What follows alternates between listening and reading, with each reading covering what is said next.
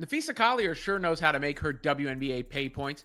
Just reference Caitlin Clark. She obviously did that in the midst of her feud with Commissioner Kathy Engelbert, claiming that Engelbert said Clark's endorsements were a result of the WNBA platform. Of course, Engelbert denies that. Collier has brought Clark up again, this as part of the Glamour WNBA series. And in this case, Collier's talking about the insane pay that Clark gets from the WNBA relative to the money that she's bringing in. Obviously, Clark is the best example to use because no one is driving more views, more attendance.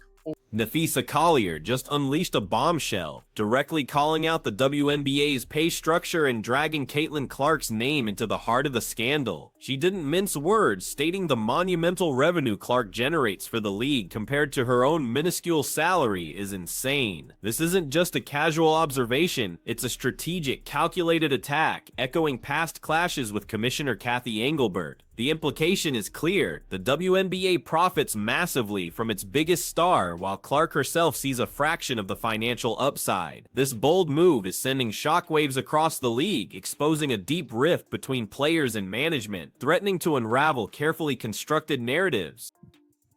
The WNBA, the gift that keeps on giving. I have got to touch on this story. I've been traveling all day. I can't wait to get back to my studio so I can really wow out and get to doing what I do. But in the meantime, between time, we are going to address this whole Napheesa Collier continuing to blast Kathy Engelbert. She's not stopping. It's not over. Now she's name dropping Caitlin Clark again. And I'm starting to think this is becoming like for your own personal gain. You know what I mean? I'm very aware, like the WNBA called the WNBPA out. This isn't the first time Collier has used Clark as a potent weapon in her war of words with the WNBA hierarchy. Remember the previous skirmish with Commissioner Engelbert, where Collier challenged the narrative that Clark's endorsements were solely a product of the WNBA platform. Engelbert vehemently denied those claims, but the seed of doubt was planted. Now with Clark's name invoked again in a high-profile Glamour series, Collier is doubling down, strategically leveraging the WNBA's most visible asset to highlight systemic financial inequities. This repeated pattern shows a deliberate intent to keep Clark central to the player compensation debate, forcing a spotlight onto uncomfortable truths about who truly benefits from the league's newfound explosion in popularity. Name as far as getting the message out there. And you see that once again through the quotes here. This is what Napheesa had to say. The amount of money that Caitlin Clark has made the league is insane, and she's getting 0% of it because we have no revenue share. She gets less than $80,000 a year, and she's bringing in like hundreds of millions of dollars. Insane. And yes, that is insane. This is all a little bit more complicated than it seems on the surface, of course. I brought this up before. The ownership pie in the WNBA Collier's latest revelation hits hard. Caitlin Clark earns less than $80,000 a year from the WNBA, yet she's single-handedly bringing in hundreds of millions of dollars for the league. It's insane, Collier declared, and it's hard to argue against that. Clark is undeniably the biggest draw, skyrocketing views, attendance, and overall revenue to unprecedented levels. This stark contrast between her immense value and her modest salary crystallizes the player's argument for revenue sharing, a crucial component conspicuously absent from current WNBA contracts. The numbers speak for themselves, creating an undeniable narrative that is impossible for the league to ignore without severe backlash, pushing the conversation to a boiling point and challenging the WNBA's financial ethics. It's becoming like for your own personal gain. You know what I mean? I'm very aware, like the WNBA called the WNBPA out and saying you guys have been lying about negotiations and about offers. It's a lot going on, and I'm just questioning, is Napheesa Collier doing this for the betterment of the WNBA or for her own personal gain and unrivaled? We're going to break this down. Welcome to Keep the Vision. Make sure you like, comment, subscribe, share the channel, hit that bell notification. Let's get it. Let's rock, man. Let's rock. You know how we do. Okay. We had Minnesota Lynx superstar Napheesa. The core of this outrage stems from the WNBA players' lack of significant revenue sharing. Unlike major sports leagues, where athletes get a substantial cut of the profits they generate, WNBA players see 0% of the hundreds of millions Clark is bringing in. This isn't just about Clark, she's simply the most dramatic example of a league growing exponentially, while its foundational talent, the players, aren't proportionally compensated. Collier, a savvy businesswoman herself, understands that Clark's name holds unprecedented power to cut through the noise and highlight this fundamental economic injustice. It's a fight for financial equity, using the WNBA's greatest asset to demand a fairer slice of the pie for everyone who steps on the court, igniting a fiery debate. This is all a little bit more complicated than it seems on the surface, of course. I brought this up before. The ownership pie in the WNBA is not clear cut. It's not like you get half the pie, we get half the pie, because the NBA has such a large ownership portion, as do the WNBA owners, as does a fairly significant portion of private investors who helped give the league a capital boost when it really needed it. Because this renaissance, or this, league explosion, is a relatively new phenomenon. Now, a lot of that came from Caitlin Clark, which also complicates things. However, the WNBA's financial structure is far more complex than a simple half the pie split. The ownership landscape is a tangled web, involving a significant portion held by the NBA itself, alongside WNBA team owners, and a fairly significant portion belonging to private investors. These investors provided crucial capital boosts during leaner times, an era before the league's recent renaissance or explosion in popularity, much of which can be attributed to Caitlin Clark. This intricate web makes negotiations over revenue sharing incredibly challenging, as multiple parties with diverse interests must agree on how to divide the burgeoning profits, complicating the path to a resolution for player demands. Let's get it. Let's rock, man. Let's rock. You know how we do. Okay. We had Minnesota Lynx superstar Napheesa Collier blasting Kathy Engelbert once again here in Glamour magazine. Napheesa Collier was quoted saying, "The amount of money that Caitlin Clark has made this league is insane. She's getting 0% of it because we have no revenue share. She gets less than $80,000 a year, and she's bringing in like hundreds of millions of dollars. It's insane."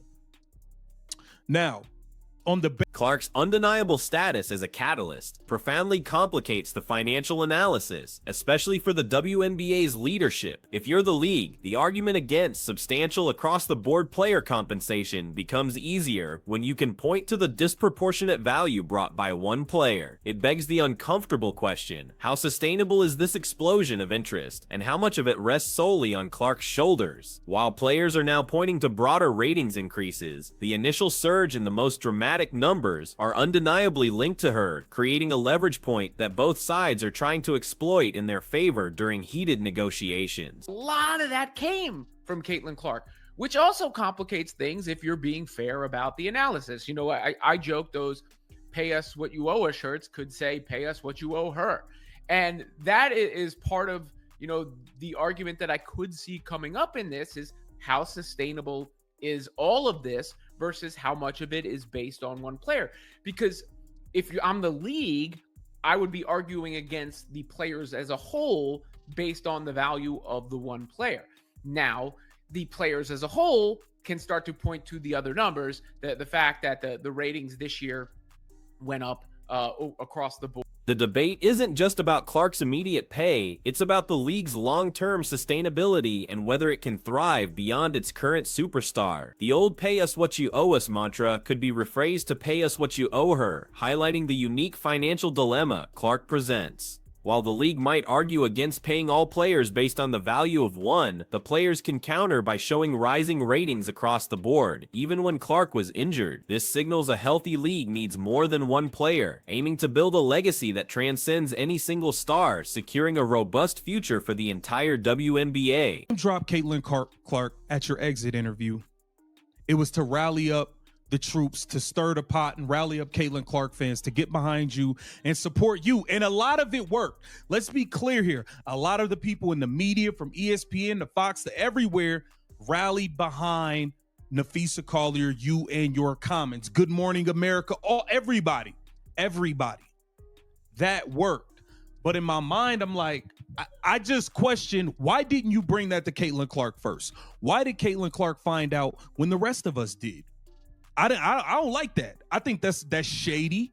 I think that's shady. And I also... Indeed, the league's growth is already showing signs of extending beyond just one phenomenon. Names like Napheesa Collier herself now carry significantly more weight than in the past. A testament to the league's expanding star power, emerging talents like Paige Buckers and Juju Watkins further underscore this burgeoning depth. This broader appeal is critical, ensuring the league's future isn't solely dependent on one individual. Just as the NBA thrived after Magic and Bird and even Jordan, with new stars emerging like Shaq, Kobe, LeBron, and Steph Curry, the WNBA is building a foundation for enduring success, diversifying its appeal and strengthening its overall brand for years to come. Player, because if I'm the league, I would be arguing against the players as a whole based on the value of the one player.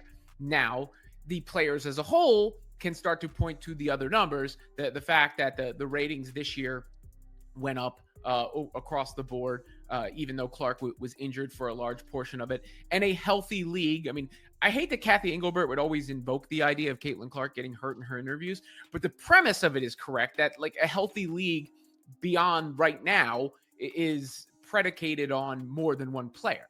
You know, the player is the catalyst for it. And I think Caitlin Collier's strategic brilliance isn't limited to her on-court performance. As a co-founder of Unrivaled, a competitor league, she operates with a keen business acumen. It's no secret that Unrivaled actively pursued Caitlin Clark, recognizing her unparalleled market value. This background reveals that Collier intrinsically understands Clark's worth, far exceeds the value of every other player. This insight makes her criticisms of the WNBA's pay structure even more potent. She's not just speaking as a player, but as a direct competitor who knows the true market demand for talent like Clark, adding a layer of sophisticated economic understanding to her fiery rhetoric. Caitlin Clark first. Why did Caitlin Clark find out when the rest of us did?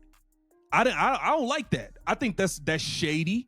I think that's shady. And I also question if you would have went and just tore apart the officiating and all that, had you not gotten hurt, because we watched Caitlin Clark get beat to hell for 2 years and none of y'all said nothing.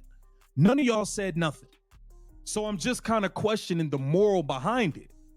And we know you have, bro, you can slice it, dice it any way you want. You have a competitor league. You have a competitor league, Napheesa. And that's just the real. But on the base, using Clark's name is a calculated, effective tactic for Collier. Her comments not only garner immense attention, but also carry undeniable weight because the one-to-one financial comparison is devastatingly clear. It's impossible to ignore the chasm between the hundreds of millions of dollars Clark brings in versus her less than $80,000 WNBA salary. This irrefutable disparity validates Collier's words, making her argument about revenue sharing incredibly powerful and difficult for the league to dismiss. It's a masterful use of leverage, transforming Clark's individual value into a collective bargaining chip, forcing the WNBA to confront its deepest financial contradictions head-on. Beyond right now is predicated on more than one player. You know, the player is the catalyst for it. And I think Caitlin Clark, and I've made this point 100 times too, her legacy gets stronger if the league goes on to become this huge thing. Like, you don't go back to the NBA and say, you know, after Magic and Bird left, it all fell apart. Or after Michael left, it all fell apart. Some people will say that, but it's still there. It's been around a long time. There have been other stars who have come along, Shaq and Kobe and LeBron and Steph Curry. And that is the transformative hope here. And I think you've already seen it to a certain degree where Yet, questions are surfacing about Collier's true motivations. Is she genuinely advocating for the betterment of the WNBA, or is this a calculated move for her own personal gain and to boost her rival league, Unrivaled? The timing is suspicious, especially with a crucial deal deadline just days away, and the players reportedly not even looking at the WNBA's offers. Critics suggest this public pressure campaign, repeatedly invoking Clark's name, might be less about reaching a collective agreement and more about generating hype and interest for Unrivaled. This duality of intent casts a shadow of doubt, forcing observers to question the authenticity of her impassioned pleas for player equity. $1 million a year, go get it because you deserve it. You bring it in. So There has to be a better deal in line. But the moral behind what Napheesa Collier is doing, I just questioning some, bro, because you're not trying to get a deal done. The deadline is less than what? The deadline 4 days away, you guys. We got 4 days to get a deal done. And they are not even looking at the WNBA's offers. The WNBA came out and blasted the WNBPA. Like, what are we talking about here? They're not trying to actually get a deal done. So are you using this? The most pointed criticism of Collier's approach is the revelation that Caitlin Clark herself reportedly learned about these highly publicized pay discussions through the media, not directly from Collier. Why didn't you bring that to Caitlin Clark first? One commentator questioned, labeling the move shady. This lack of direct communication with the very player being used as the prime example raises ethical concerns. It suggests Clark is being leveraged as a rhetorical device rather than being a fully informed, active participant in the specific public argument being made on her behalf. This perceived back-channeling risks alienating Clark and undermines the unity players claim to seek. Seen it to a certain degree where a name like Napheesa Collier holds so much more weight than it would have in the past. A name like A'ja Wilson holds so much more weight than it would have in the past. The upcoming names, the new names, Paige Beckers and Juju Watkins, so on and so forth. You get the point.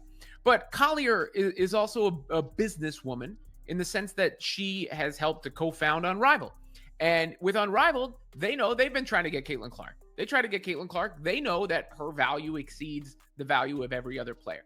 And it is good negotiating. You can say whatever you want about using Clark as a pawn in the game. And I don't know if Stephanie White was referring. Another glaring inconsistency being called out is the player's previous silence regarding Clark's physical treatment.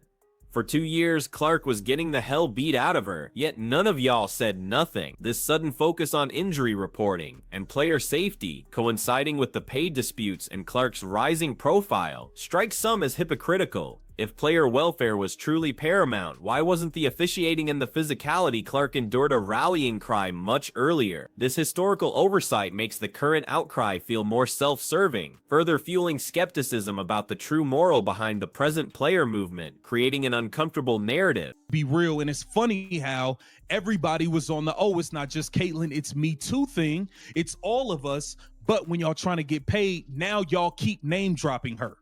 Now y'all keep name dropping her when it's time to try to get paid. When the fact of the matter is she was the one driving the numbers in the first place. And we told y'all that. And y'all got mad. We've been telling y'all it ain't because of no A'ja. It ain't because of it ain't because of none of that.